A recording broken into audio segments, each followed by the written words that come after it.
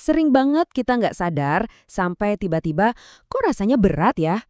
Yup, saya lagi ngomongin napas. Hari ini kita bakal kupas tuntas soal kesehatan pernafasan, sesuatu yang penting banget buat hidup kita. Dan tentunya gimana cara menjaganya. Pernah nggak sih ngerasa kayak gitu? Momen pas kita mau tarik napas, tapi rasanya susah, kayak ada yang ngeganjal di dada. Nah, perasaan yang personal dan kadang bikin khawatir ini justru jadi titik awal kita buat ngobrolin topik ini lebih dalam. Rasa sesak nafas itu sebenarnya sinyal loh dari tubuh kita. Sinyal yang seringnya nunjukin satu masalah kesehatan yang besar, gangguan pernapasan. Yuk, kita bedah bareng-bareng apa sih artinya? Jadi, apa sih sebenarnya gangguan pernafasan itu? Gampangnya gini deh, ini tuh kondisi apapun yang bikin kita jadi susah nafas. Bisa karena ada masalah di salurannya atau di organ penting kayak paru-paru. Gejala utamanya yang harus kita waspadai itu ada 3. Sesak napas, batuk, sama suara napas yang ngik-ngik atau biasa disebut mengik. Oke, perlu kita ingat nih, gangguan pernapasan itu bukan cuma satu penyakit, tapi kayak satu keluarga besar yang anggotanya banyak. Sekarang, yuk kita kenalan sama beberapa pemeran utama yang paling sering kita dengar. Wah, lihat deh, macam-macam banget kan? Ada yang karena peradangan, contohnya asma dan bronkitis. Terus ada juga yang asalnya dari infeksi, kayak pneumonia dan TBC. Bahkan, ada juga kondisi kronis yang seringnya gara-gara gaya hidup, yaitu PPOK. Masing-masing punya cerita sendiri. Biar lebih kebayang, kita bahas 3 yang paling umum ya. Pertama, asma. Ini pasti udah nggak asing lagi. Bayangin aja saluran napas kita itu jadi super sensitif, terus gampang menyempit kalau kena pemicu tertentu. Misalnya asap, debu, atau udara dingin. Hasilnya, yaitu jadi susah napas dan ada suara mengiang khas. Lanjut ada pneumonia.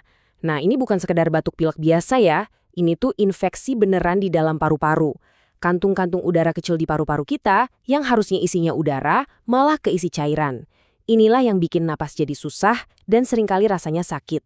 Terus ada PPOK atau penyakit paru obstruktif kronis. Ini adalah kerusakan jangka panjang yang bikin aliran udara jadi tersumbat permanen. Dan penyebab utamanya sering banget karena paparan asap rokok selama bertahun-tahun. Ini bukti nyata banget gimana pilihan gaya hidup kita bisa nentuin nasib paru-paru kita di masa depan.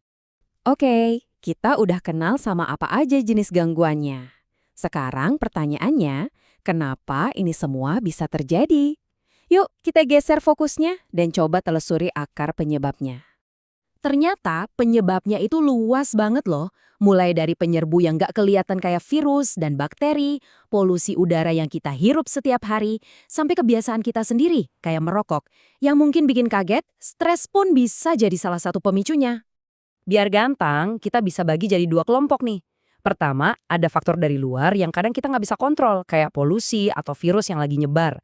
Tapi, dan ini yang paling penting, ada faktor gaya hidup yang kendalinya ada di tangan kita sepenuhnya. Nah, disinilah kekuatan kita buat bikin perubahan. Jadi, setelah tahu masalah dan penyebabnya, sekarang saatnya kita ngomongin solusi. Anggap aja ini panduan buat kita ngebangun benteng pertahanan yang super kuat buat paru-paru kita. Siap? Kabar baiknya, pencegahan itu bisa banget kita lakuin dan seringnya dimulai dari hal-hal yang simpel loh. Berhenti merokok itu nomor 1, pastinya. Terus rajin cuci tangan, jaga makan, olahraga, bahkan belajar ngelola stres, semua ini adalah langkah praktis yang bisa membangun pertahanan kita hari demi hari. Nah, ini juga penting banget, kita harus pintar bedain kapan kita cukup istirahat di rumah dan kapan kita harus waspada. Kalau gejalanya ringan, istirahat yang cukup dan banyak minum air putih itu biasanya udah ngebantu banget. Tapi ada lampu merahnya nih.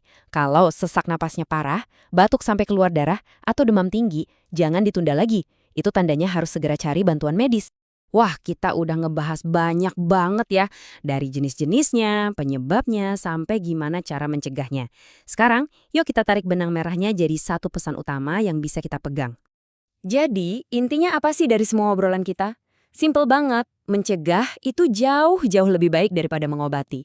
Dengan langkah-langkah proaktif yang udah kita bahas tadi, kendali kesehatan paru-paru kita itu sebenarnya ada di tangan kita sendiri. Oke, sebagai penutup, saya mau kasih satu pertanyaan buat Anda renungkan. Coba pikirin, satu aja, satu langkah kecil apa yang bisa Anda lakuin hari ini. Mungkin cuma minum segelas air lebih banyak, atau jalan kaki sebentar, atau nolak ajakan ngerokok. Apapun itu, karena setiap napas sehat kita di masa depan, itu dimulai dari pilihan kecil yang kita buat sekarang.